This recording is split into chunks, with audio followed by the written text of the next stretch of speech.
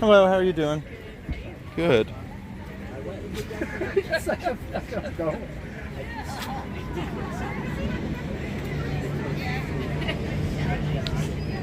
Yeah, I don't want to interrupt.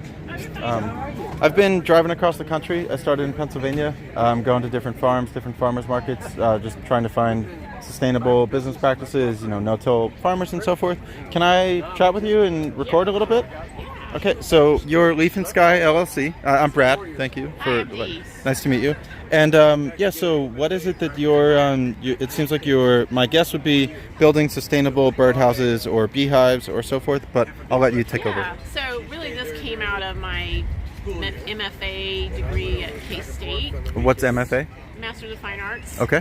So I chose a sustainability topic to focus on for my exhibit, basically, and this artwork came out of that research. And this is basically artwork about native plants to North America. Oh wow! Okay. So why that's important is it provides habitat for wildlife, and I was particularly interested in, bee population decline, as we know about from honeybees. Well, it's all bees. Yeah. The good news is we know about honeybees, so we know about it. So this house right here is one of the first style of native bee house we started making. Oh, interesting. So the leafcutter bee and the mason bee will just simply put their larvae in here with pollen. Leafcutter uses leaves to wrap that, and mason bee uses mud. There's actually one right here. This is a mason bee. Oh wow! Okay. This. I've never seen anything like it this. Just kind of went from there, and so right behind that we do have a butterfly house. This is really just a place of refuge. Okay. And it's a nice sculpture. These are made out of cedar. Sustainable materials. Yes, we put a lot of energy into that. This is a hemp paper made by Mohawk. A hemp paper that you're using. Okay. By Mohawk. I met a person in Lexington who foraged their dyes to make like their own like paints or so forth. Yeah, you can do natural dyes. It's a lot of work, and I don't know how I would print my particular artwork all that well. So we do have organic fabrics, and this printer uses organic ink. Wow. So that's really exciting to us. Our favorite paper, though, happens to be the Nina Environment paper. We use it for the posters. Okay. And these note cards. What exactly is that produced out of? It's 80% post-consumer fiber. Okay, wow. So doesn't really get a whole lot better than that in the printing industry at the moment. So we were pleased to have those two substrates that we print on mostly. We have a calendar we print on the Nina. Okay. We have the organic fabrics, various ones. We have 4 different organic fabrics. And then, so it started with bee houses and it kept going. We started making these other smaller bee houses because actually smaller is better. Because you don't want disease or parasites to move So in. how big of a colony would be living in here then? So they're solitary, so they don't really have a structured grouping. They don't have, and so literally, like a mason bee could just put their larvae in there, and you might not even notice until you see, like I just showed you, that was full. And leafcutter bee comes later in the year. Okay. And so they just come along and put their larvae in there, and that's how that works.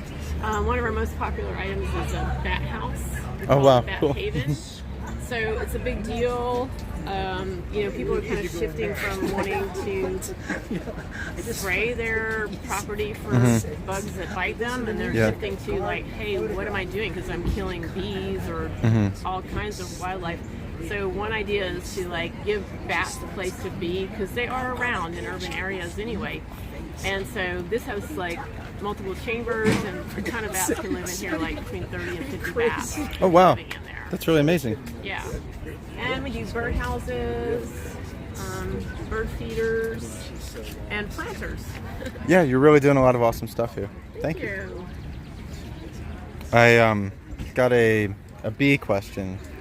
Yeah. They took a fungus that burrows into the varroa mite, and through they would expose it to high temperatures, and then the ones that would live, they would take that, expose it to higher temperatures, and so on and so on and so on. So they've bred this fungus to now be able to, quote, attack varroa mites that can be applied instead of using oxalic acid or the formic acid. How do you feel about trying to very quickly engineer and breed this fungus, because they basically like selectively like put it through a lot of different like iterations. They didn't CRISPR it, they didn't like change the DNA code, but they did hyper, quickly evolve it. Do you think things like this are, because my concern is like, okay, well now what happens when that takes over? Type thing. Right. I think anytime you're kind of like rapidly changing an ecosystem, there is some risk in that. So Yeah. not an entomologist. Okay. There is an entomologist in Kansas City, and I just recently got her book about butterflies. Oh, okay. Her name's Betsy Batros. I hope I said it right. But, Okay. I am starting to study more about butterflies. We wish we had an entomologist, readily accessible for questions like yours. But since I'm not a scientist, I couldn't really weigh in on it. Oh, you'll Sounds get there. like there's a need. You'll get there. Well, I really focus on the art. Like our new calendar is coming out, Okay. and I'm making 8 new patterns about native plants. Oh, that's really amazing. This week I've been working on hollies. So American holly, or Ilex opaca, is the name, and we're all pretty familiar with hollies, but they are very beneficial to even bees. The berries are great for birds, and we want to provide habitat for really all the creatures. So we're constantly working on our own yard. Like we're tearing out invasive plants like the shrub honeysuckle that's just not from North America, so it's very, very, very invasive. And so we're learning like what we're going to plant there to provide shelter and food sources for animals. It's really amazing that you're combining art and education and sustainability. So, yeah. Thank you. Yeah, thank you so much for giving me some of your time. I really appreciate it. You're welcome. If you wanted to see any of it, it'll be on YouTube, Touring News, TOURING News. Okay. We actually had about 95 people watching live. Awesome. So they were saying, beautiful stuff, bee houses and so forth. So, Thank I've you. just been driving around trying to like chat with people, see what's going on. Great. So. Did you happen to go to North Carolina at any point? No. There's an amazing farmers market in Asheville. Ooh, okay. They're over there. It's called a trunk show. Oh, nice. Okay. That's what they call it. And we didn't know what it was when we went there a couple of years ago, and we thought, well, I don't know what that is. It was amazing. Okay. It's in a beautiful place, too, Okay. like in a forest. I'll have to try to check it out. Yep. All right. Thank you. Thank you. So this is Leaf and Sky LLC. Can they find you on like here's website? Yep. There we go. So it's leafandsky.com. And on Instagram and Facebook, we are Leaf and Sky LLC. You can easily find us there. Okay. Plus on Google. Try to keep our events posted on Google. Oh, cool. These are really cool designs. Thank you. Yeah, I might have to. I've learned. I didn't know anything about this.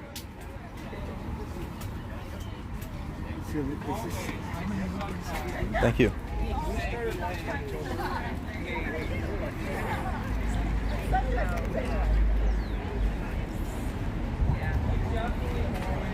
Hello. Hey, how's it going? Good. I've been driving across the country, going to farmers markets and talking to some farmers and making films about it. That's fun. Can I ask you some questions? Sure. Awesome. It seems like you're younger, so I guess like first and foremost, have you heard about the Young Farmers of Kansas City? No. I just met them last night. There were about like 25 of them that got together, and they had like a little like group meetup at an urban farm. Okay. You might want to look up Young Farm. I can get you like one of their contact infos. I don't think I'm as young as I look. What are you doing? I Well- don't know if I qualify there. I mean, they said that 90-year-olds could rock up, and yeah, even the secretary is like in their 60s, and you look to be maybe 35. Yeah, I'm 31. Okay. The vice president's 35, so I mean, you don't have. It's like, it more, I guess, young farmers would be code word for like no-till or regenerative ags, or like, they're doing like something different. I would say. So yeah, what kind of property are you working on here with your Two Birds Farm in Kansas City, Kansas? Yeah. So we have 20 acres. This is co-owner. I'm not the owner. Okay. I've worked on the farm for about 9 years, close to a decade now. Whoa. And 20 acres. It's peri-urban. We are in the suburbs. We're right next, actually, to a giant gated community, like a really rich gated community. Okay. So it's kind of funny. But we Do you have a good potato gun launcher to shoot over their white-walled yards? No. Maybe time to invest in one. No. Yeah. Or cabbage Cannons. Yeah. There you go. So, not saying anything bad about Lake Revere or anything. Don't give me the camera saying that. But yeah, so peri-urban, we have about 5 acres actually under cultivation of the 20. Okay. We're expanding next year to do you-pick strawberries. And yeah, we have a 30-member CSA. So we try to grow a little bit of everything. Do you, in the CSA, do people get to pick from 5 out of 8 items, or is it a prefixed package that's going to go out? Everyone gets the same thing every week. Unless we're short on something, we have to fill in with a few others, and then we'll send out an email and try to see who wants what. What got you into farming a decade ago? I've just always been a nature boy, and a dissident, and it was kind of at this nexus of urban farming is I get to be outside and in nature, and it feels rebellious growing your own food. Yeah. Disrupting, alternative food systems. Yeah, I mean, my community, like you, I worked for Bernie for a little while, and we're off on the left somewhere. So they're a lot about trying to develop food sovereignty and actually, being able to take back control for our communities and so forth. Oh, sure. Sorry. Yeah, go ahead. How can I help that? I'd like some green cabbage and this red cabbage. It is red cabbage. Okay, yeah. Yeah, you can pick out whichever you like there. We'll meet you over at the cash box. Oops, sorry, I'm all in your spot. Yeah, it seems that the younger farmers are kind of more with your ideas of being against the system. From where I've been meeting people, the older farmers have been more conservative in their practices and their style and. Yeah.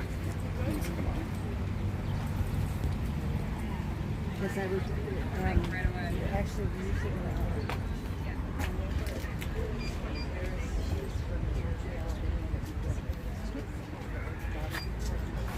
All right. Anything else for you? Yes. So amazing. Oh, cool. Thank you, Comic-Con. All right. So the cabbage and onions, anything else for you? Thank you very much for that. E11.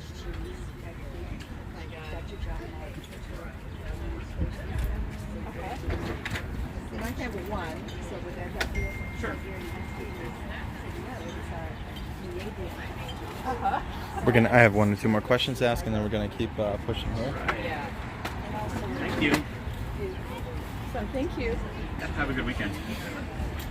What would you recommend to people, maybe like me, who are trying to get involved? Do you think it's best to kind of do an apprenticeship? Do you do a part-time and try to learn a little bit on your own, or how would you kind of encourage people? I started out part-time, and for years I had a full-time job. Worked at Whole Foods, I worked as a barista, I worked all kinds of other full-time jobs, and then just always helped Laura when I could. Then I actually got a job as a research technician for K-State's Hort Department. I learned a whole bunch there. Oh, cool. And then I left there. Did you have to have a degree to get that position? No, I started in the Johnson County Community College here has an excellent horticulture program. I did a semester of that, and then kind of BS'd a resume that I sent to Laura. Nice. And then she hired me, and then I was learning more working, so I dropped out of the program. So yeah, I never finished my degree, and then I had so much experience that I just got hired after an interview by K-State. Congratulations. Yeah. You should be proud of that. Thank you. Yeah, that's awesome. Yeah. So that's kind of me. So I wasn't a journalist, and oh yeah, you're getting busy here. And I just kind of kept reading and kept covering and kept doing more and more and more until I've eventually maybe now become one. Yeah. And I keep learning. The more people that I chat with, the easier it is to ask questions and so forth. So Yeah, I may stop back when you're not as busy. I thank you for all your time. Yeah, thanks, Okay. man. Good luck. Thank you.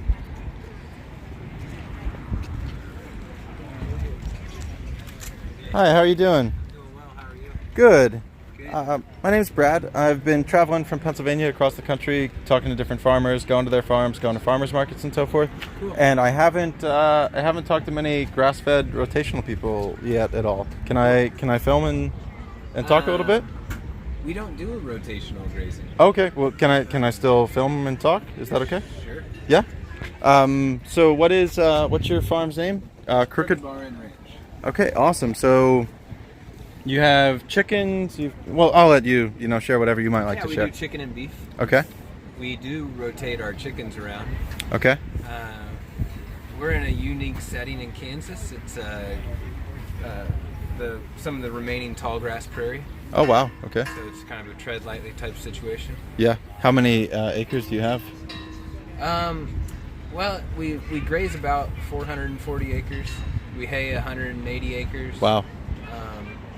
And then in our chicken end, we run it in CRP or go back. So. What are those, if you don't mind? So CRP would be a government RAM program. And Okay. about 5 species of grasses. Okay. And it's just to replant old crop fields. So. Oh wow. Okay. So it sounds like how many cows do you have? So Then. on our cow end, we have 45 pairs. Okay. We're a breeding operation. Yeah. Really So cool. we start to finish. Awesome. Yeah. I really don't know anything about the beef industry at all. Yeah, cool.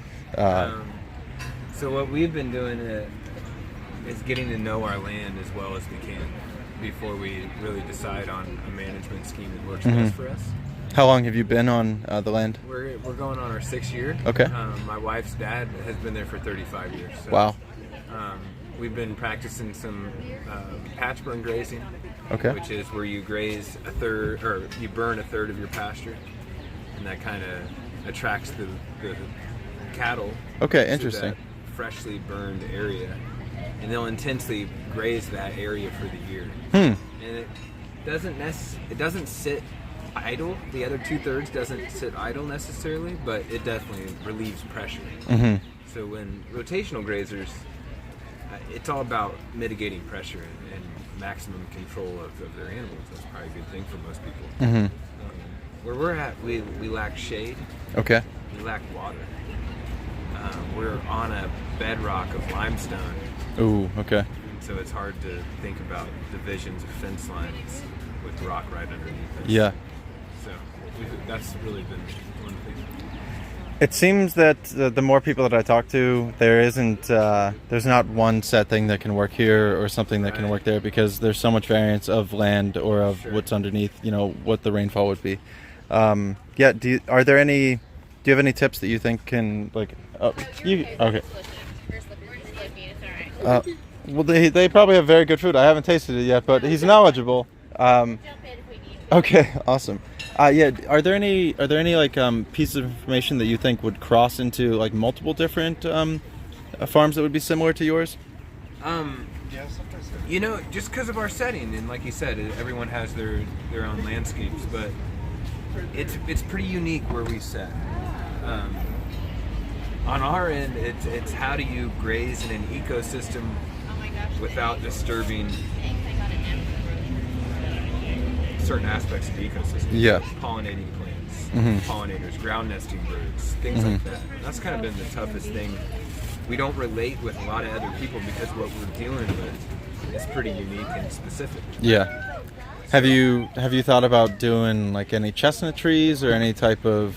Naturally a prairie is treeless, Oh wow. Okay. or trees would be in specific Okay. year-round water spots. So Yeah. if a creek has water in it year-round, then there would be trees. But we try to keep our prairies pretty treeless. Okay. Interesting. So I love chestnuts. So. Yeah, I stopped at a chestnut farm on my way from Lexington to here. Lawrence or okay. I don't know. I've been driving a lot and not good with maps. Yeah. But it was maybe like 80 miles away from here towards the east, Sure. I think. And he was doing wheat in between his chestnut trees to do some cover cropping. Get like a little bit of extra yield. Yeah. So that was pretty cool to stop by and see. And he had some elderberries in like another part of his thing. And it really for him was just like this is the land that I have. This is the land that my family's had. Got to figure out a way to make it work. Yeah. Because if I sell it off, it's probably going to go developed. Right. So that is a concern for everyone, I think. Is future use of our land. yeah. Where we're at, I mean, the advice I have to grazers is observe, do what's best for you, stay away from a playbook, Yeah. and change up your routines and your management to what you're seeing. Are there any authors or like other farmers that you've looked to get like a little bit of information from? No doubt, yeah. Chris Helzer. Chris Helzer? Nature Conservancy in Nebraska. He's the director of science. Okay. I read about everything he puts out. Okay. It focuses on so much more than just beef production or chicken. Yeah. I tread lightly on who I read. Okay. Well, then you given a recommendation on one must be a high praise. I like Chris a lot. He's rounded out my idea of what production style prairie should look like. Yeah. Really amazing. What's going to be done when they try to GMO bring bison and all the animals back? You know, I've worked some bison. Man, that's tough. They are a different critter. They need a lot of space. Okay. They don't work well with fences. Okay. That might work well with some type of long rest Okay. area, but I wouldn't graze them in our system. Yeah, do you have any questions? Well, I'm not going to answer them, but do you have any questions for me at all, maybe? All right. Okay, yeah, it's really been awesome. I've been on the road for about like 35 days, Cool. just trying to like learn as much as I can and share. So yeah, thank you all for your time. I appreciate that. Sounds good. Have a great day. Hey, you too. So this is Crooked Bar and Ranch are you in Kansas or in Yeah, we're in Wabaunsee County of Kansas. Wabaunsee County? How far away is that from here? It's about an hour and a half. Okay. Oh, and you drive down here for the market? Yeah. Ooh. Kansas City's nice. You know, we live in a small town, so Yeah. we go where there's a lot of appetites. Yeah. Is this the only market that you go to? It is. And- also part of a small CSA. Oh, really cool. So do you partner with like a local farm that does like the veg and the fruit, and then you do that's awesome. Yeah, that's really cool. Thank you so much. Hey, you're welcome. Have a good time.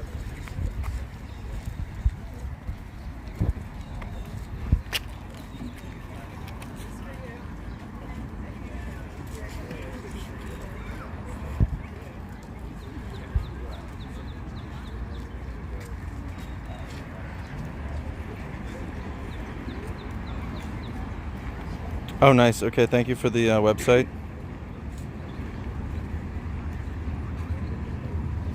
Oh, yeah, I think I might end up going to Colorado before I go to Nebraska, actually.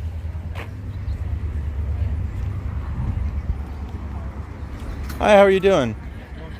Good. My name's Brad. I've been driving across the country talking to different farmers and just trying to learn from what they want to share. Do you mind if I film and chat with you a little bit? Sure. Okay, awesome. So it looks like you're Wilkerson Garden Farm in Odessa, Missouri. And anything that you want to share, we'll be happy to listen. So whether that would be how you got into farming, what techniques you're doing, how many acres you've got planted, anything that you may like to share. Yeah, I'm a pretty small operation. It's under an acre in production. Okay. I do a low to no-till method, so a lot of top dressing with compost. Okay. Planting into that. Yeah. A lot of deep mulch and companion planting. Oh, awesome. So where is it that you, I don't mean to be like a trap question, where does the compost come from? I've been trying, I heard that there's one Kansas City company that does it, and go ahead if you... No, I'm just listening. I wanted to listen about the compost. Oh, okay, yeah, cool. I get it from Missouri Organic. Okay, yeah, that's the one big company around here that Yeah. collects from, okay. Yeah, Cool. I make a lot of my own, but I supplement with theirs. Yeah, I heard there was one person who said they go get zoo poo. Yeah, So yeah, I've heard of that too. I've never done that, but they paid $50 for 2 yards. that's pretty good. So, I mean, if you're looking to get really cheap fertilizer, Yeah. maybe try to contact the zoo at some point to do it. So yeah, how'd you make the decision to go like mostly the no-till route? Was it because of the land access? Was it because of carbon sequestration? Like, what were the? It's a lot of things. It's good for weed suppression, and it's better for the soil. Mhm. Yeah. Are you running wood chip mulch in between your pathways? I do grass clippings and Okay. straw. Yeah. Okay, awesome. What crops have been working out for you, and which ones have been kind of tougher? Well, with the rain, we've had lately. It's kind of hard on tomatoes and peppers, greens. Stuff that needs heat units. Yeah. Yeah, a lot of people have been saying their tomatoes have just been inundated with way too much rain. Yeah. I was in Kentucky talking to some farmers, and they said they won't grow tomatoes outdoors anymore. They do all of them in high tunnels, and they're just getting, it's like more yield off of much less land, less inputs, less pesticides, Longer growing season. and a longer growing season. Yeah. I've always farmed in northern Missouri, and I leased my grain crop land out. I still grow native progressives for the government to use in conservation restoration programs. And they've learned now, instead of leaving any ground fallow, they'll plant a cover crop, which is radishes and rye and different things like that. Because if you don't plant something, nature's going to make something grow, which is a weed or a plant you don't want. A weed's only a plant that is determined undesirable by man. But then they'll go in and no-till that over that rye and stuff. Yeah. How much on the radish? They're 3 apiece. Thanks for asking the good questions. I learned something while you were here. Oh, me? Yeah, thanks. I'm getting there. I've been on the road for 35 days. I started in Pennsylvania. I've just been driving from farmer's market to farmer's market, touring a couple farms. Oh yeah, welcome to Missouri. Oh, thank you. Yeah, thank you. This is a state that's bordered by more states than any other state in the union. Really? It's right in the center. Okay. It's divided east. The western culture starts with Kansas City and go west, and the eastern culture starts at St. Louis. You go east. Interesting. And then it was divided during the Civil War, at the Mason-Dixon line.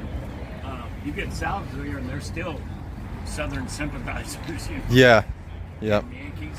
Well, I mean, hey, there's Southern sympathizers even in the North. I was living in Philadelphia for the past couple years. I'm not talking about haters. I'm talking about people that identify with their culture. Oh, yeah. I understand. Thanks again. Have a good one. How many years have you been doing your production? This is my 8th or 9th year doing markets. Wow. So, okay. Yeah. What year were you like, okay, this is working. I think I can make this be, sustainable? Well, I worked for a farmer for a couple years, like 2011 and 12. And then I just kind of started winging it and just been growing incrementally from there. Cool. Do you have any like farmers that you read or like YouTube videos that you watch at all, or? Yeah, I like Richard Perkins. Okay. Out in Sweden, he does a lot of permaculture. Okay. Let's see. Joel Salatin's good. He does a lot of meats, which I don't really do. Yeah, he's in Polyface Farms. Yeah, it's in Virginia. Mm-hmm. Are there any permaculture farms around here that you know of? I'm sure there's some. I know of a lot of people that do like food forests. Yeah. Kind of urban areas. Oh, you mentioned that you were doing companion planting. Yeah. What plants are you doing companions with? Oh, let's see. There's beans. You plant beans where you had maybe tomatoes the year before. Okay. Something that takes a lot of nutrients out of the soil. Yeah. Legumes put a lot back in. Right. Hi there. What can I get for you? Kohlrabi? One of these, yeah. All right. Anything else? Or you can pick whichever one you want. I just go for the bigger ones. Yeah. No, it looks great. Anything else? I'm excited to see that. No, I'm good. It's one of my favorite vegetables. Yeah, that's a good one. A lot of people don't know what it is. I know I have family in Israel, and they eat it a lot there. Nice. So that's where I know it from. But Yeah. yeah, I can imagine a lot of people here want to know. Yeah. Yeah, awesome. Thank Have a good one. Yeah. So anything else that you wanted to show? Oh, you were doing your peas to replace. I didn't know. Do you grow lettuces at all? Yeah, I do lettuces. Have you tried doing like scallions with lettuces in between? No, I don't really like to interplant too Okay. much. It's it kind of gets Messy. Yeah, it's good for like gardening, Right. but if you're trying to have consistent production, it can kind of get in the way. Right. Yeah. No, I appreciate you sharing all your information and all your knowledge. So where are you going next? I'm eventually getting to Nebraska, Colorado, maybe. There's a greenhouse in the Snow Farmer in Nebraska, Russ Finch, who's doing citruses 365 days a year. Oh, nice. So I want to go check out his stuff. I'm going to a couple more farms around Kansas City this week. Yeah. And yeah, just trying to keep learning. It's a really cool place. Do you live near here? The farm's in Odessa. Okay. So that's about 45 minutes east from the city. There's a group called the Young Farmers of Kansas City, or the Kansas City Young Farmers Association. Yeah. You may want to check it out and look it up. They just had a meeting last night, and there were like 25 people that showed up just talking about like their farms and their projects and so forth. So, it might be a cool networking. Yeah. Were you at that? I was, yeah. Yeah, they just randomly invited me along from the farm I was at yesterday. And everybody was super helpful and friendly. Where were you?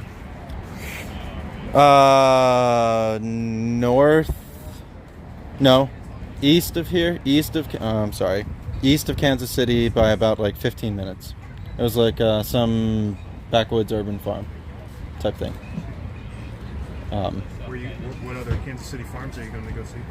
Well, I have it written. There's one called like Dirt Beast Farm. There's one Sankara Farm. I was at Casey Farms on Gibbs Road, which is pretty nice. That was who told me to go to the farmers thing from the Gibbs Road people. They have a really awesome. They have like a really nice educational program and so forth. Somebody's saying just say the town name. I don't know any town names. I get addresses and Google takes me to places, so I'm really bad with directions. I'm sorry for that part. But yeah, I can, when I'm done with this part, I can stop by to try to give you contact for one of the people in that the farmers thing.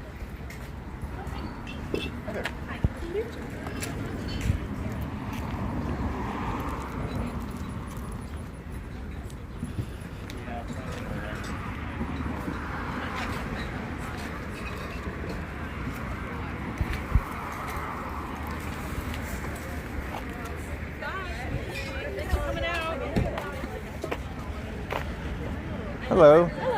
I've been driving across the country, going to different farms, talking to people.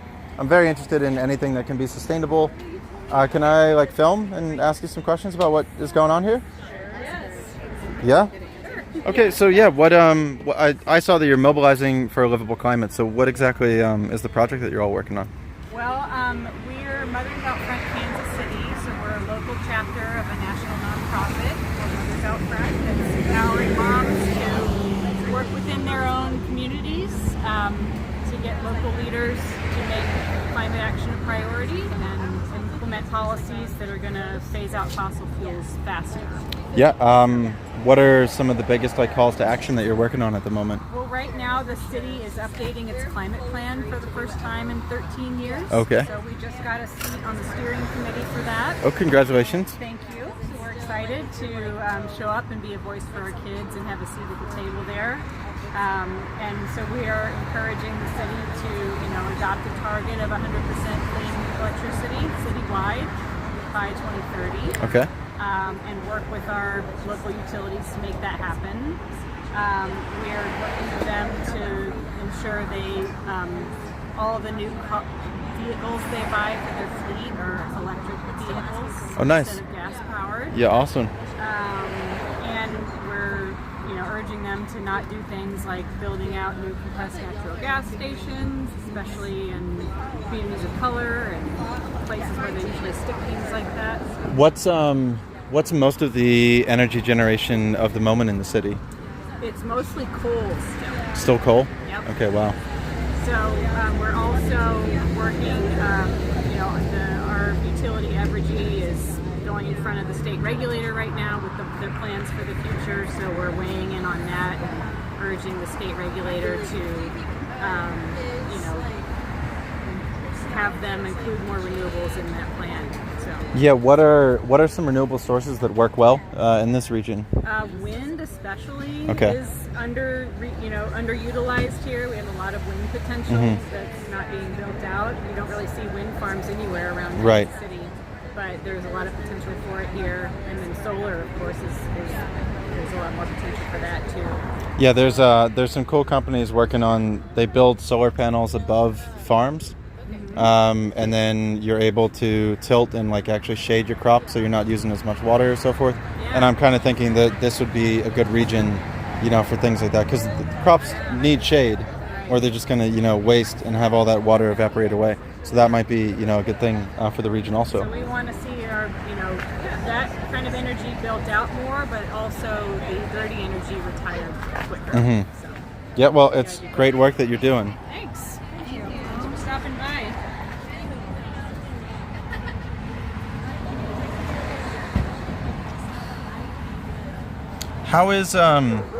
How's the drinking water table here? Like, are you all going to run out of water anytime soon, or? I don't think so. I think we've got plenty of water. Iowa is having really bad times Are they? because of all the nitrates and all the phosphates from their pig industry. Des Moines spends more money than any city in the nation to get clean drinking water, and now they can't even treat it fast enough, so they're having to actually drill wells to actually get the city. Yeah, and then how that's going to go. Yeah. They're going to run out. If you want to you're welcome to take it or take a picture. Oh, If you okay. want to do it. Yep, I will have it right here. As far as I know, Kansas City has issues with there's so much concrete, and with the drought, then flash flooding situation that we have, then the rain doesn't have time to absorb into that hard, dry ground. Yeah. And then we've got so much concrete that pushes it all into the storm drains, and then the storm drains overflow into our potentially overflow into our drinking water sources. Yeah. So we might still have the water. How clean it is might be the bigger issue. Yeah, that makes it really very difficult.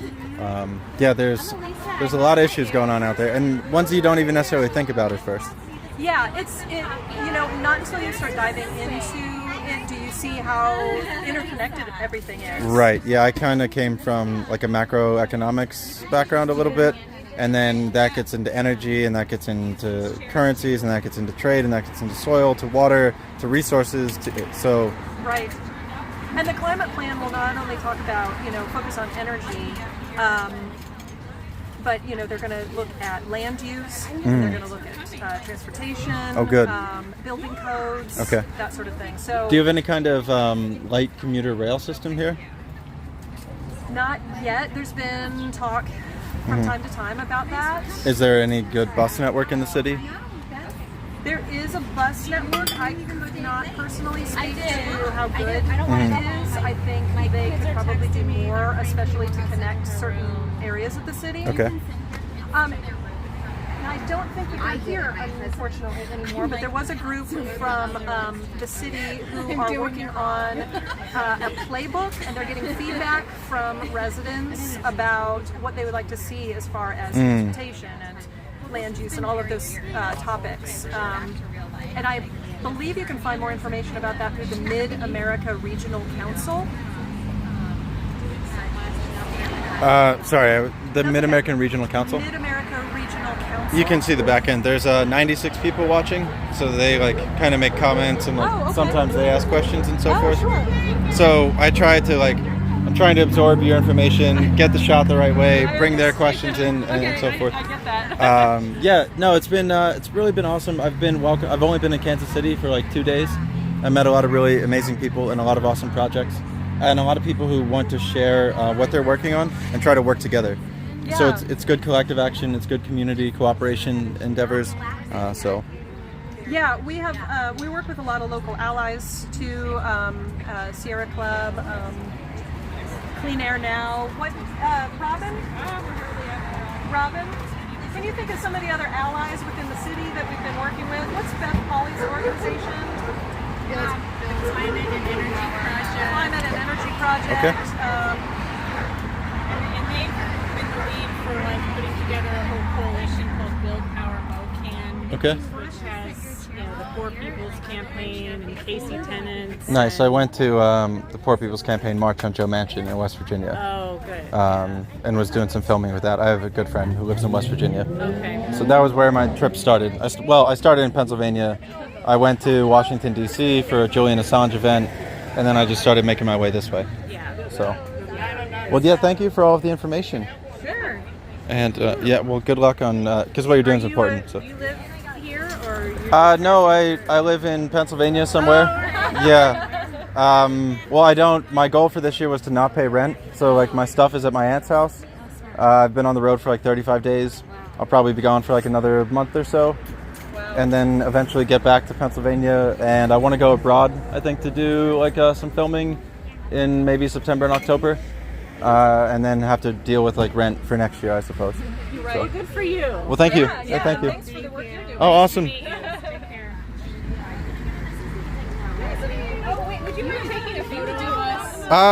I can't. Oh, with your thing? Yeah, I can. Yeah. Get moving again. Yeah. There was like a river. Camera. Yeah. Okay. For a little while. All right. Let's. Get one in front of this. Oh, yeah.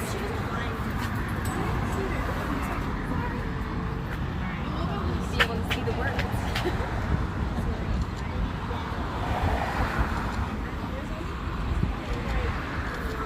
There you go. Thank you very much. All right, guys. Good luck. Thank you.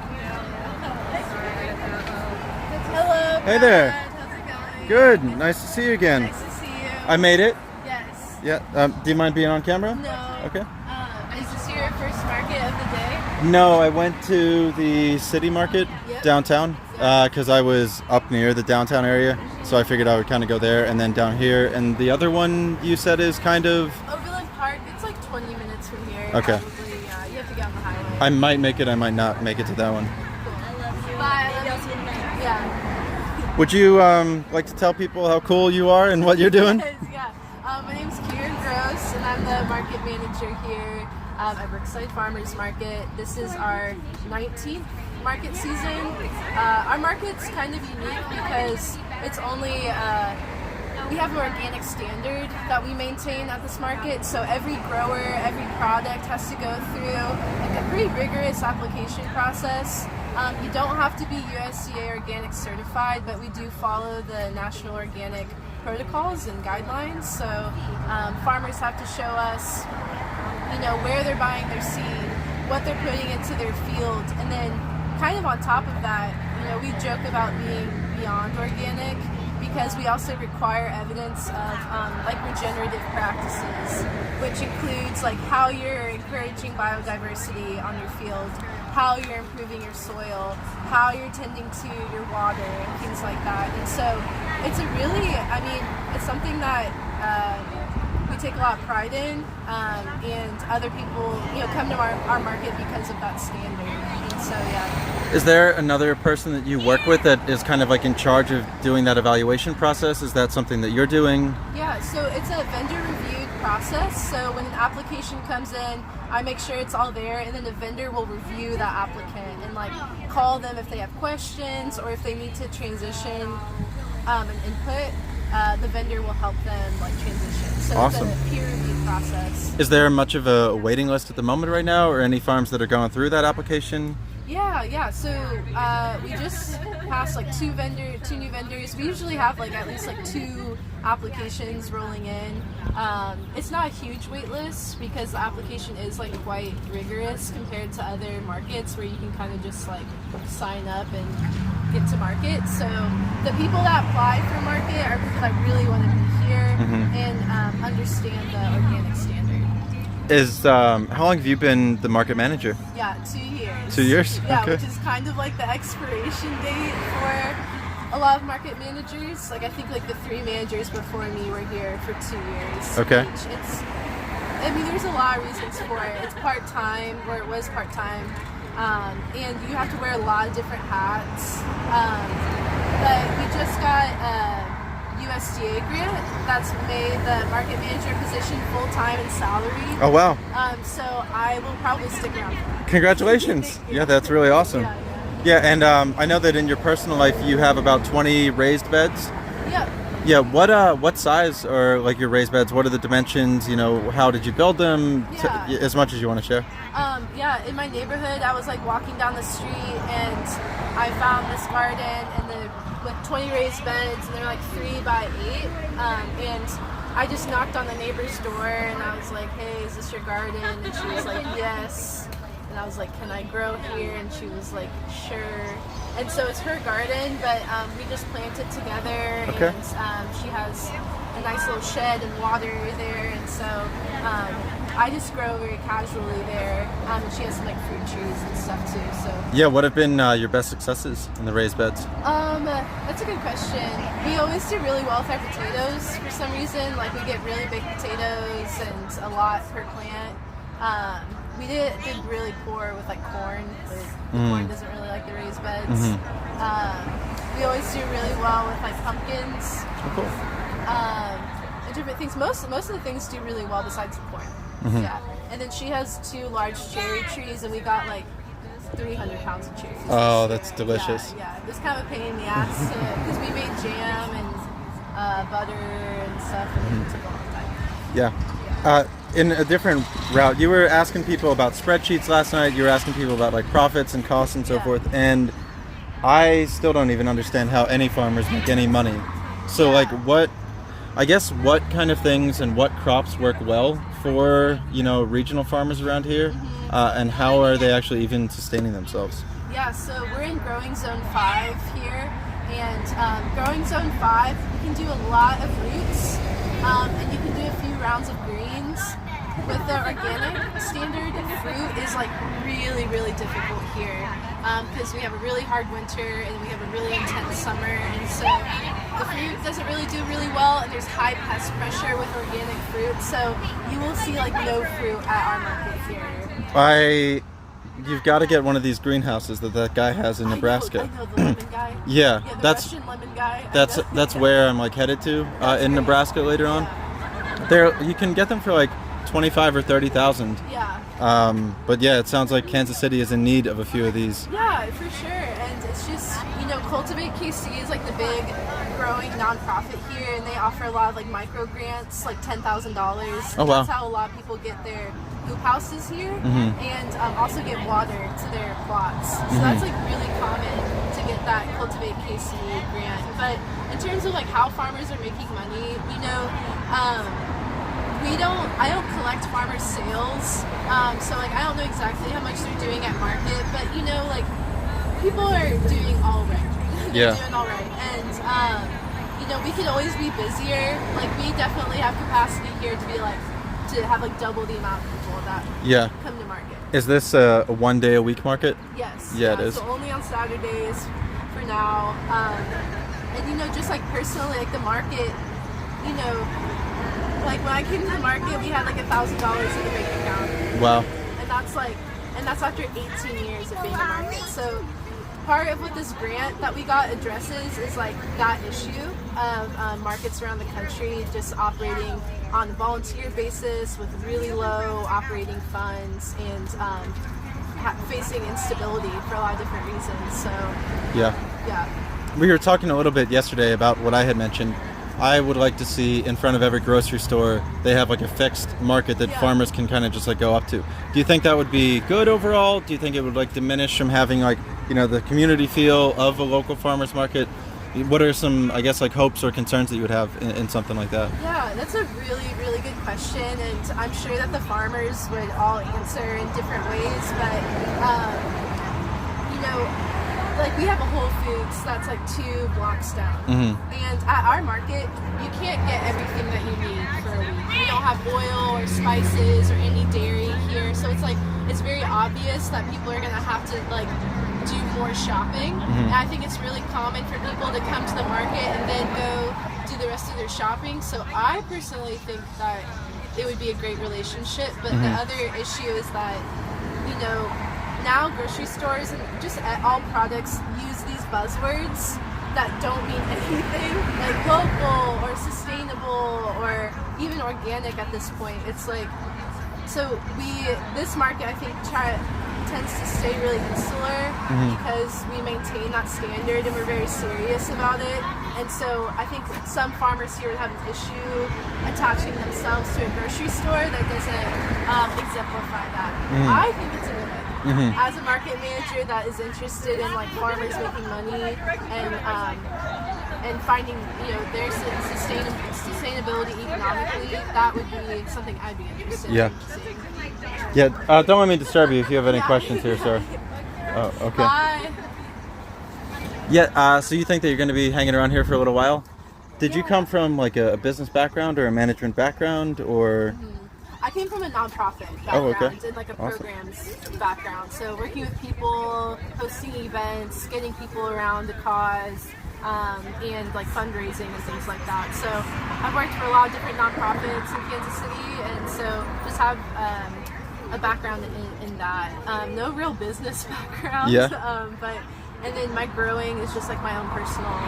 Yeah, it was awesome meeting all of you last night. Just very lucky to go to the Kansas City Young Farmers Group, and I think I'm going to the Dirt Beast Farm and like a couple of other places. Yeah, I have a friend that works out there. You'll have fun. Oh, wonderful. Yeah, since you're such a good one, do you want the camera and you can ask me questions? Yes. Okay. Well, there you go. You'll kind of see how it works. Okay, cool. Oh, this is nice. Yeah, so that's like the chatters and everything. They can kind of like see what's going on. Okay, cool. So the reason that I gave the camera over is yesterday you were asking better questions than I was going to be asking to the farmers. Like, are you able to make profit with this or profit with that? But yeah, so if you want to ask me any questions, go ahead. Yeah. What do you notice like the big difference between the market that you just went to and then this market? There were a lot more like traditional farmers and a lot of older farmers at that market. I think it was more like row cropping, and it was more like large scale production, I think. And there were, a few like furtive looks at people when I said I was interested in no-till, where they're kind of saying like, oh, well, that doesn't work for this and it doesn't work for that. Yet my understanding of the things that no-till works best for were the ones that this person was saying like it wasn't all that good for. It was more like of a commercial feel. There was a little bit more variety because they didn't have the same standards, so there were salsas, there were pork rinds and everything.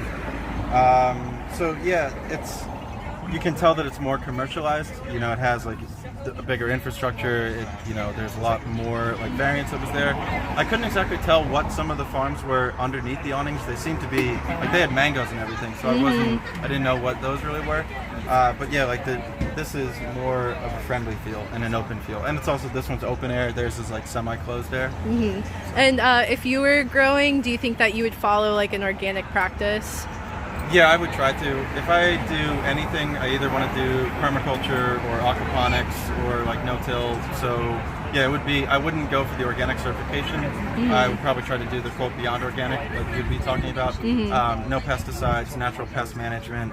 I've been interested in large-scale indoor vertical and horizontal farming. And the thing that I don't like about it is it's all being backed intellectual property, venture capitalists, publicly traded companies. So I'm wanting to figure out some kind of way that we can buy out one of these companies and crack open their tech and then let everybody kind of like have, their information and their software. So I'm eventually trying to figure out how that can be done. Yeah. And what I had a question now, I can't really think of it, but have you been to another like organic farmers market, or like what do you think like keeps people, or what do you think the prejudice is about like seeking organic? Do you think it's like cost, or just like not really knowing or caring? I think a lot of people, myself included, we think it's still going to be more expensive, and we're all like, I'm even trapped in the race of like, well, sometimes I can go to Whole Foods and get like $1.99 a pound chicken breast, or like, and so forth. So like, it's very easy to fall back on traditional food consumption methods. It's traditional, or it's easy to just like stick to what you've known, what you've eaten for a really long time. And I think that kind of as what you're saying, like the co-option of language within like larger grocery stores, like they're not passing any of the profit onto the farm. So like an organic farmer sells to these big box chains, and then the big box chain makes all the money, and the organic farmer doesn't. So the only way to actually eat, I think, a sustainable, affordable, healthy organic diet is to go seek it out at like a local farmers market, because you don't have that middleman, and then like you're able to actually directly sustain and build with them. You can build a relationship with your farmer. So I'm trying to become a better eater. I've actually been mostly vegetarian on the road. It's a lot easier for me because I'm going out to a restaurant all the time, and I can be like, no, give me the vegetarian option. So that's like something that I try to do better. There's a few people in my community that are vegans that have been good influences on me. I'm down to like maybe about 2 days a week of meat. And I'm even trying to get that to be like, now locally sourced grass-fed meats are more expensive, just full stop. Yeah. Like I haven't found grass-fed beef or our rotational chickens or anything that are cheaper. So, but the organic veg has been cheaper so far. Yeah. I think it'd be a good exercise for you to go to the Whole Foods. It's just 2 blocks south. Yeah. And they have a bunch of like local stickers and things like that, and it might be interesting to cruise through there and like see what they and like their egg cartons say a lot of different things on them, and so I think it might be interesting to see that. They're just they're putting forward a new executive order that if you raise livestock internationally but you package it in the United States, you can call it made in the USA, and they're just eliminating that. Oh, that's good. But That's it was good. that way for the past until now. Yeah. So yeah, like you can raise internationally, package domestically, and stamp it made in USA. Yeah.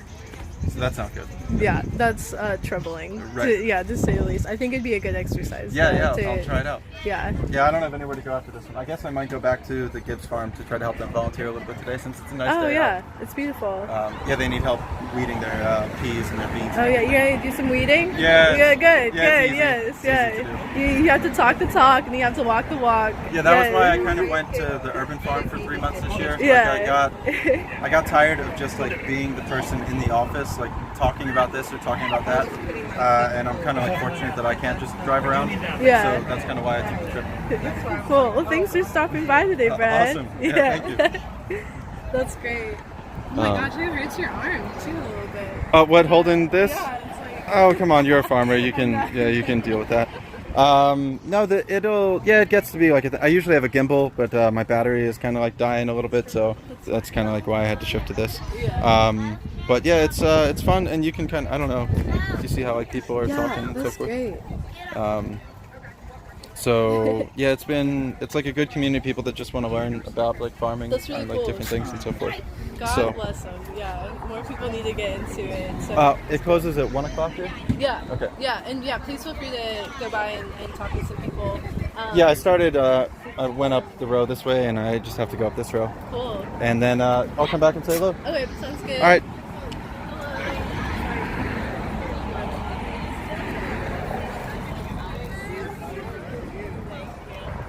All right, everybody. So thank you all for being a part of it today. !socials if you want to follow me on Twitter or YouTube. !support if you wanted to drop a donation into the stream at all. It goes towards gas and keeping food in my stomach and that kind of stuff. So you're all pretty cool for hanging out here on a Saturday afternoon. And rather than like waste too much time, I think that we're just gonna keep going here.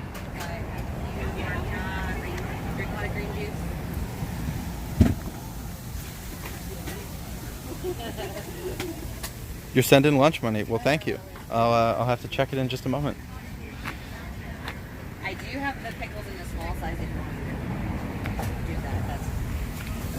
Hello, how are you both doing? Hi. How are you? Good. I've been driving across the country, going to farmers markets, talking to different farmers, filming, streaming, doing like tours and stuff. Can I chat with you all about this for a little bit? Yeah. Okay, cool. And can I film? Yeah. Wonderful. So, what all do you have going on here? So we're Volta Vegan. We do primarily like a bi-weekly meal delivery service. Okay. To the whole Kansas City area, and we're at this farmers market every other week as well, just to kind of market and show the kinds of foods you do. Okay. You can do, and just kind of So network and get to know people. Yeah, do you deliver prepared food then? We do. Most of it is like we'll have minimal prep, like they throw it in the oven or microwave it for a couple of minutes. Or saute pan or something. Yeah, and what are you working with in here? This is our soy curl cheese steak. Oh, So we got wow. guanos, onions, and mushrooms with the soy curl that I've seasoned up with some broth and other magical spices and things like that. Yeah. How long have you been into like vegan cuisine, and what like brought about this like shift for you? The shift for me was I started having an aversion to dairy, and I love cheese. Yeah.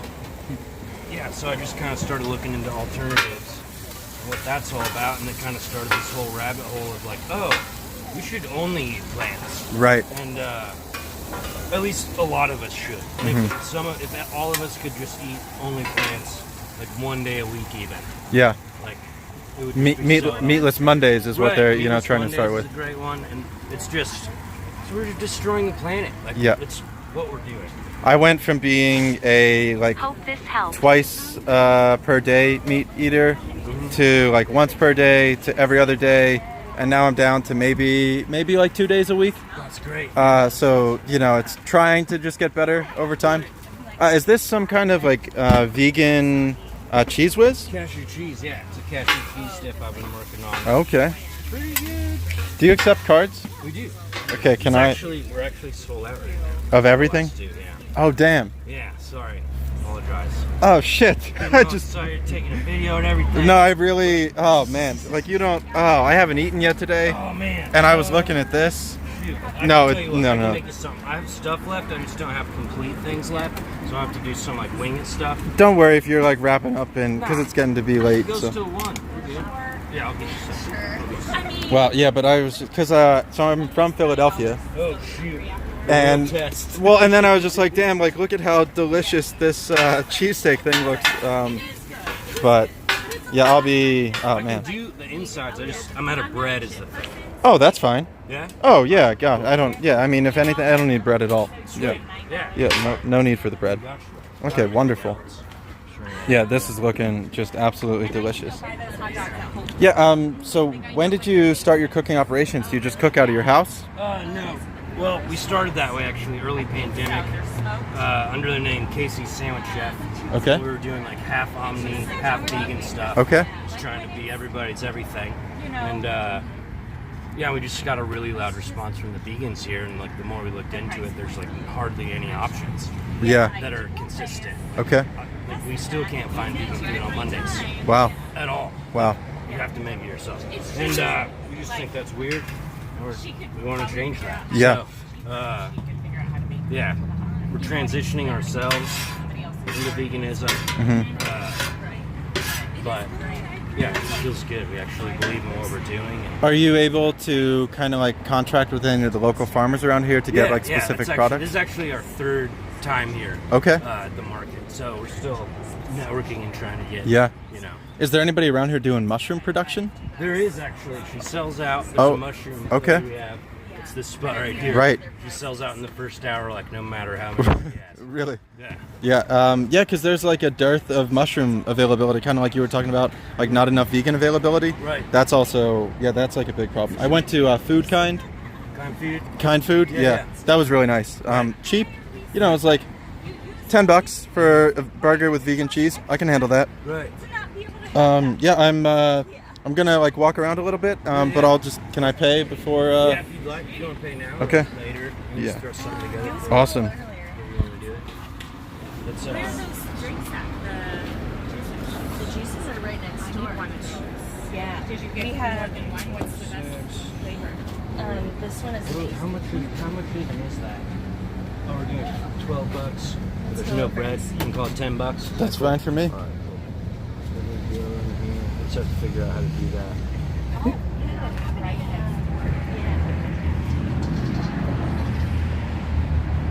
Yeah, thank you for doing some extra. For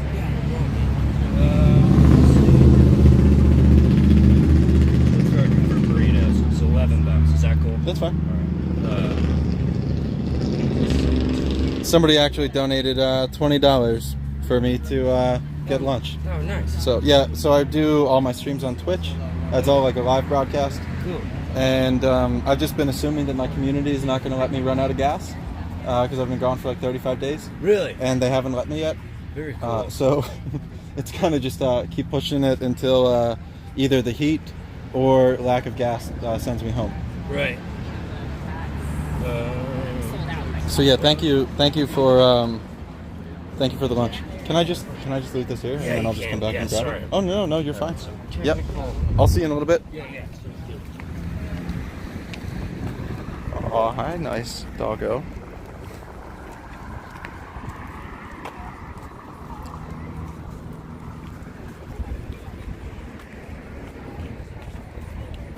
Hello, how are you doing? Good, how you doing? Good. My name's Brad. I've been driving from Pennsylvania to different farms all across the country. Yeah. Just chatting with farmers and specifically interested in either like no-till or regenerative ag or so forth, but also, I toured some wheat farms in Indiana.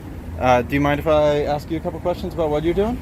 Yeah, that's fine. Okay, cool. So you're St. Clair Farmstead. Yep. And yeah, what kind of like techniques are you using? How much land are you working on? Tell us a little about your farm. Yeah, so our total property is 20 acres. Okay. We have an acre or so in vegetable production. Mm-hmm. And our practices are organic. We're not necessarily a no-till farm. Yep. Do try to practice minimal tillage. Right. A lot of compost, chicken manure for fertilizer, doing some cover crops. Okay. What have you been using for your cover crops? So last year I put down sorghum sedan grass. Oh, interesting. To try to have our soil is like a heavy clay soil. Okay. And so I was looking for something that's going to put down deep roots to help break up some of that compaction that's in the soil without necessarily having to till it. Yeah. And so that worked pretty well. I've done buckwheat and ryegrass. Yeah. No-till doesn't work everywhere, and as long as people are trying to do something that's better than just running a huge tractor over everything and compacting the soils, and right. Every little step that is something better for the soil is important. Because to me, I guess I got into trying to film this kind of stuff because I'm concerned about our soil quality across the country and concerned about water tables. So it's just been eye-opening for me to talk to people here, like, well, my land requires me to do it this way. My land requires me to do it that way. Yeah, and that's a really good point that you make, because like I've tried some like strict no-till methods with our soil, and really couldn't get them to work very well. And I think a lot of it has to do with our soil conditions. That there's just portions of it that just have to be tilled or minimally tilled. I've done in the past, like my first year of farming, broad forking a lot of it. Okay. I've kind of abandoned it in some places because the soil, because I have heavy clay soil, it can tend to make it like kind of chunky. Okay. And hard to grow in. But there's certain places like in our high tunnels that I still broad fork and tend to put down quite a bit of compost. What are you growing in your high tunnels?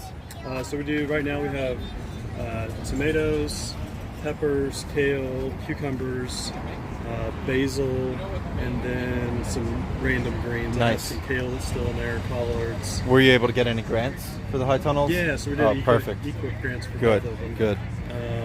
And applying every year. I'd like to have a third one. Yep. Just with our rotation.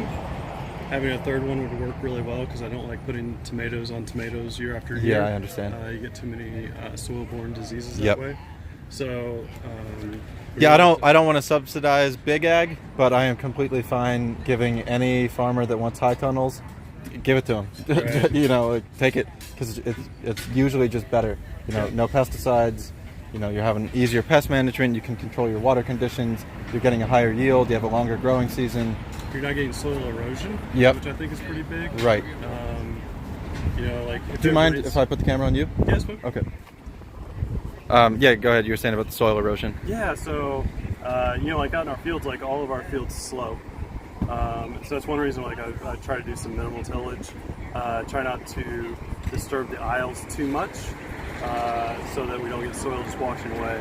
But in the tunnels, you're not getting that downpour of rain coming on there on loose, tilty soil. So the soil erosion tends to be a lot less in the tunnels, which I think is a really big positive of the tunnels, because you can grow a lot of stuff in there, and so from a financial perspective for a farmer, you can pull out a lot of profit out of those tunnels. But then in terms of soil health, I would say the soil in my tunnels is probably better than it is in most other places. Nice. And probably because it doesn't erode.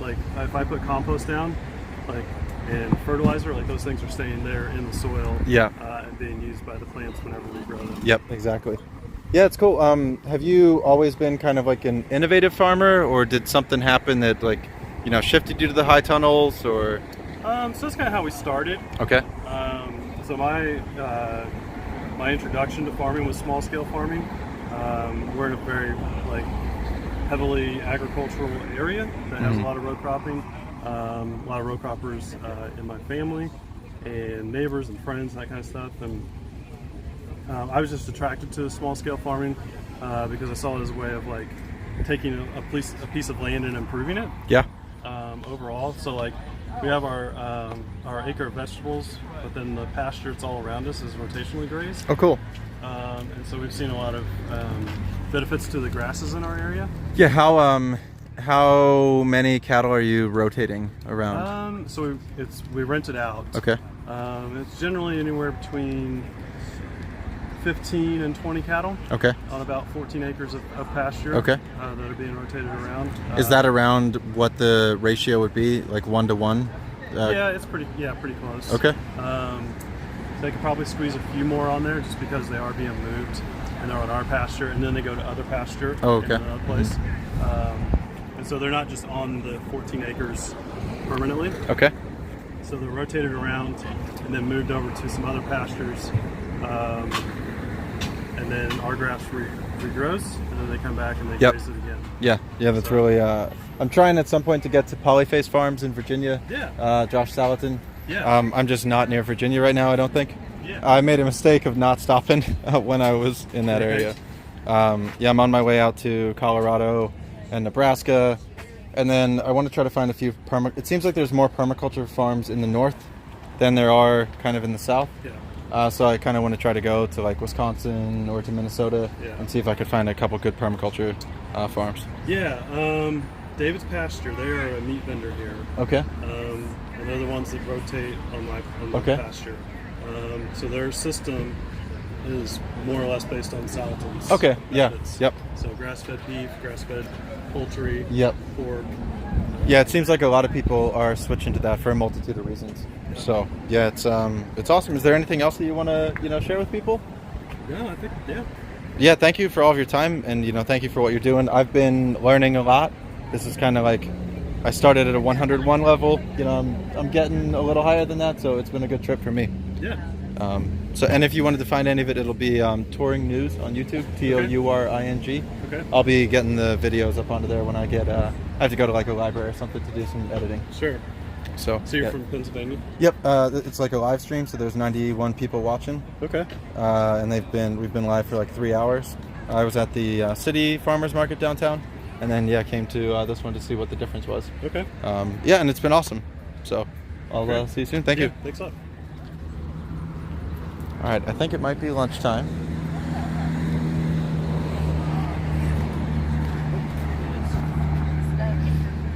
Hi. So we do like a wrap salad thing. Oh, okay. This try looks to wonderful. pick it up, or we got forks. Well, maybe I'll try both. Yeah. Okay, this is me. That's the best plan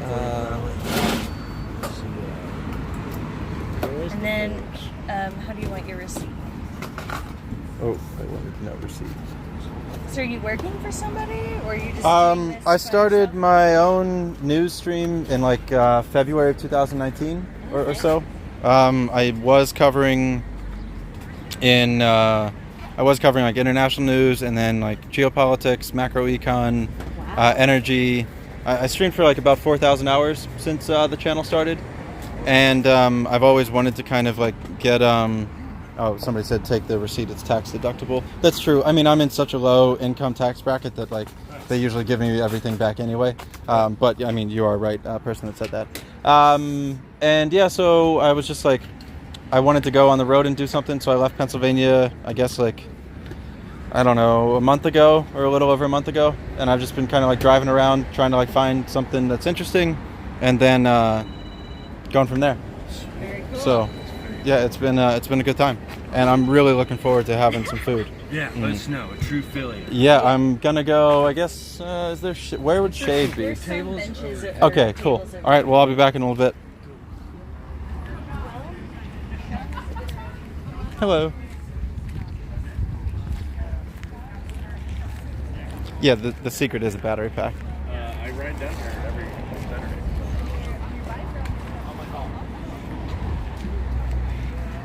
Okay. Oh man, I wish there was shade.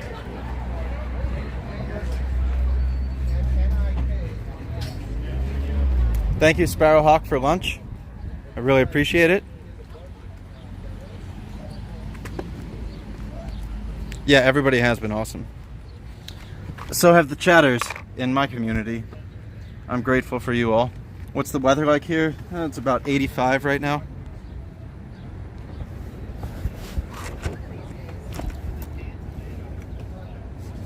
This is going to be awkward.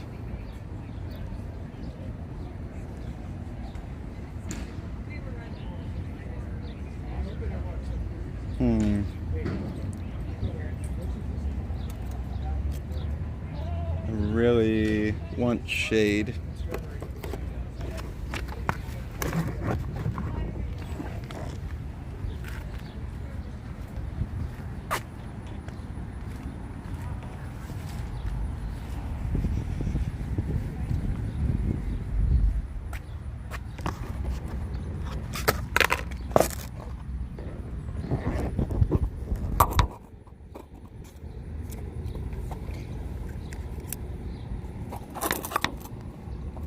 Okay, perfect.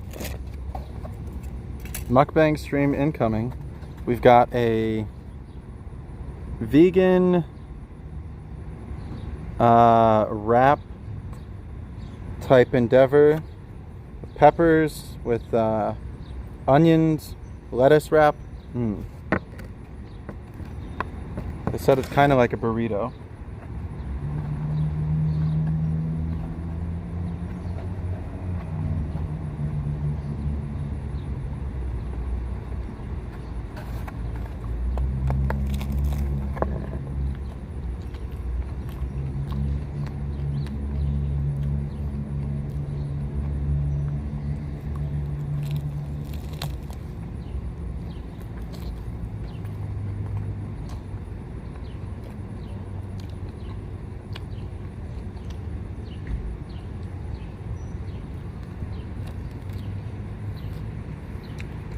I'm not a good food descriptor, but it has the right texture.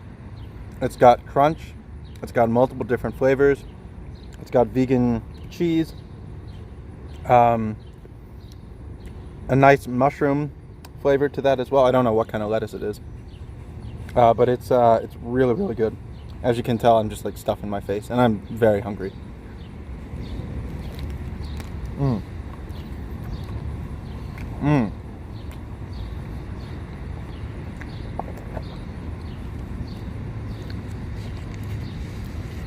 Yeah, I think for me, my biggest issue is, I don't know, and Lumi, this is something that you can kind of help people out with.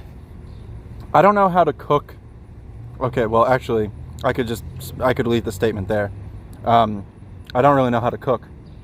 And, you know, I was listening to the radio the other day, and they were talking about how, like, you do have to do a little bit more preparation for vegetarian food or vegan food, whereas, like, with meat, you put some salt on it, you put it on a stovetop, and then you have, like, something really simple, tasty. So, really, I think that what the vegetarian and vegan communities can, like, keep helping us with, you know, us meat plebs, is we don't know how to cook. Like, we don't know how to do preparation. We don't know how to, like, build, like, flavor profiles. At least, like, this is where I am at with it at the moment.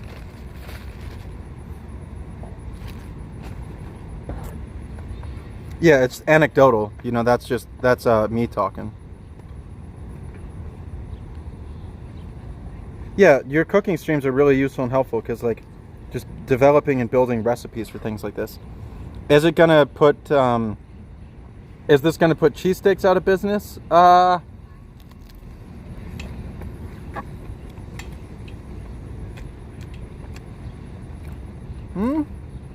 mean, it's really damn good. Yeah, I would eat this again, for sure. Oh, sorry, this is about to get really messy.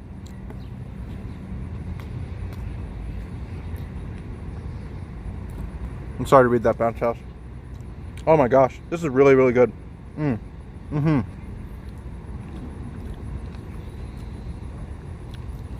Volta Vegan.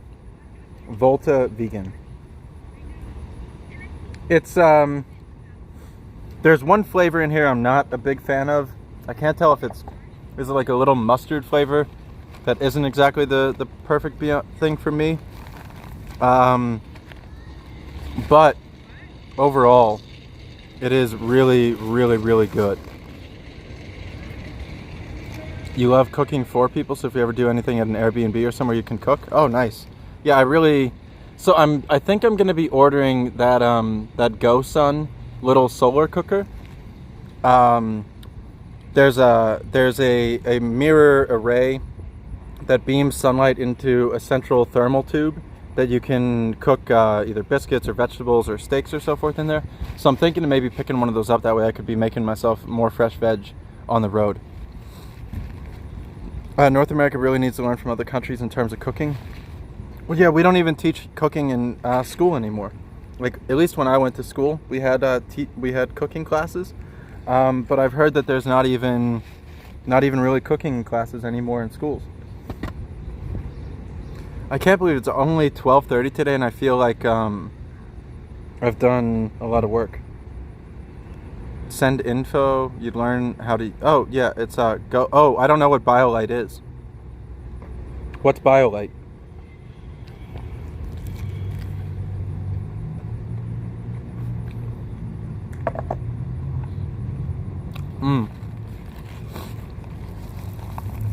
A lucky thing for me is I really love mushrooms.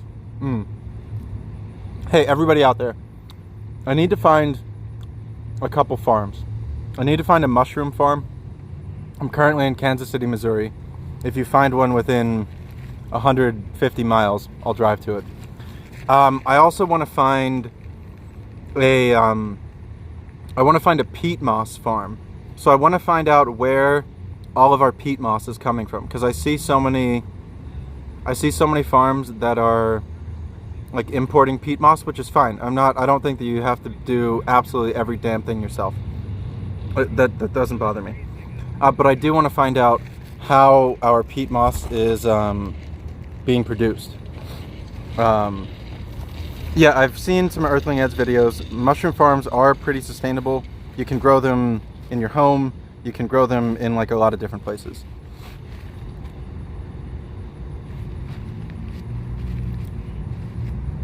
Yeah, my DMs are open to anybody that has those tips or any of that kind of stuff.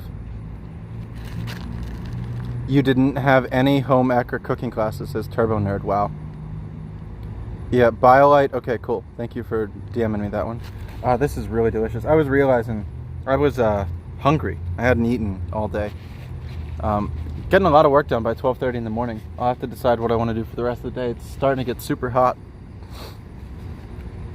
A lot of peat moss is imported from New Zealand. Really?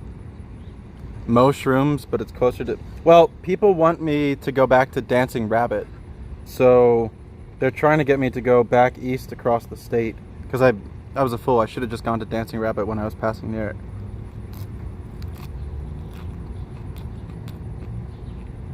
That is true about the mushroom roots.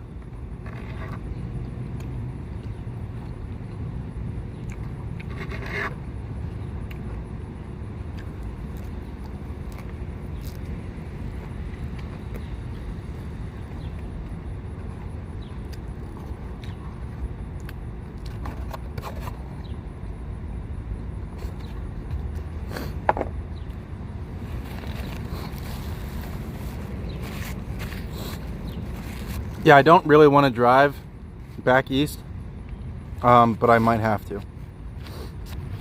go to Dancing Rabbit. Excellent.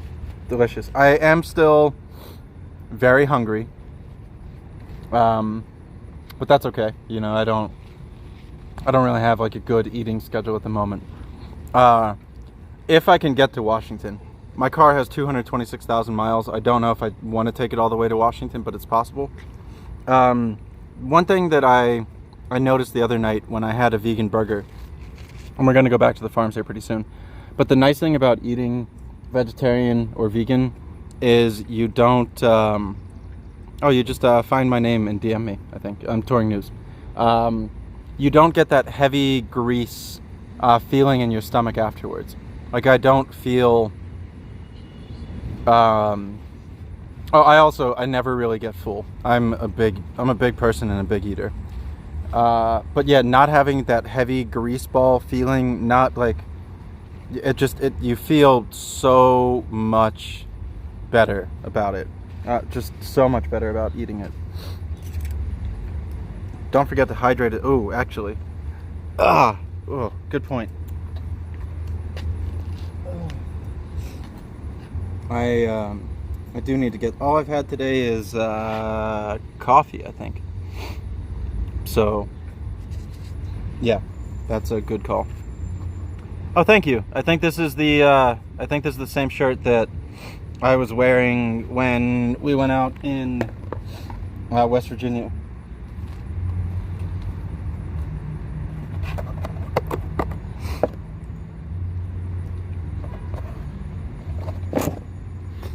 Okay, so I gotta pick this up, grab this part.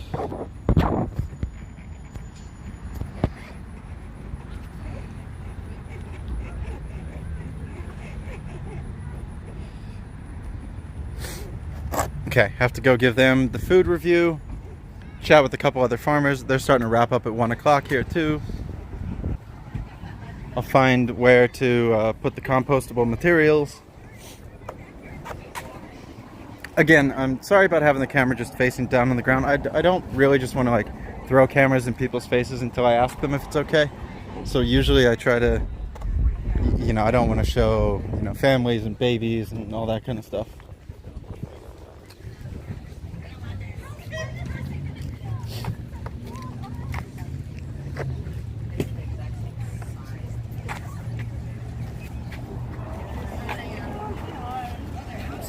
Excellent. Yeah, would eat again. Is there some kind of mustard, something in there? A little shiitake. Okay. Dijonnaise. I'm not a huge mustard person. That was the only. Oh gosh, no.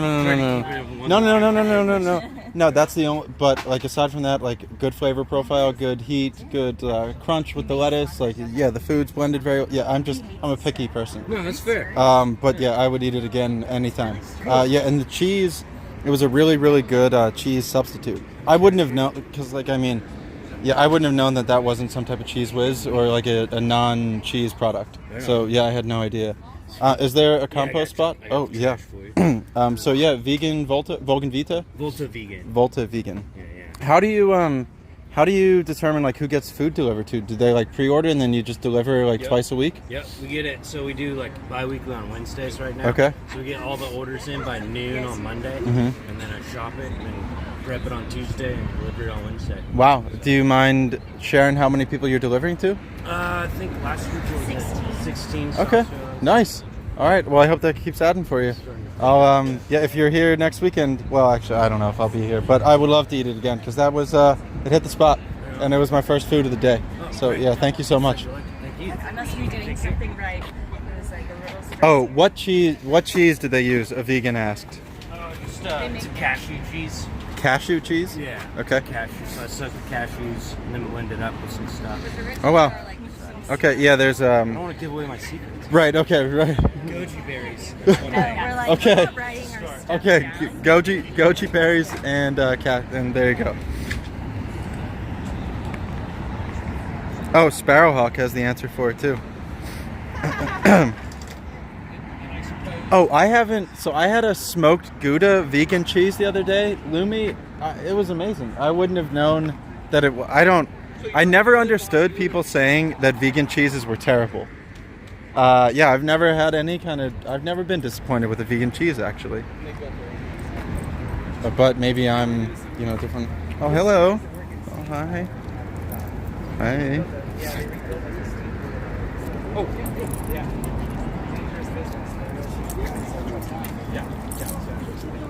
Okay, well, nice meeting you, Jake. Hello, little one. Hi.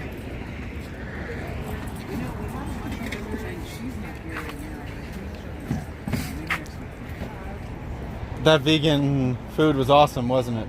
Yeah. It really hit the spot. Yeah, I'm a big fan. I've been driving across the country, going to talk to different farmers, making some videos and like streaming. So I actually have 113 people watching right now. Can we chat about your farm and like ask a couple questions? Oh yeah, by all means. Okay, so what would you want to share with people? What's your name and what's your farm and what's your project? Yeah. So my name's Jake Johannes, and I'm part of Sacred Sun Cooperative Farm. Oh, okay, It's nice. over north of Lawrence. Yeah. So we have 40 acres in Jefferson County, and I farm there with my wife and our 3 daughters, and then we also have friends that are part of the farm and farm with us. Members of our CSA are part of the farm. So.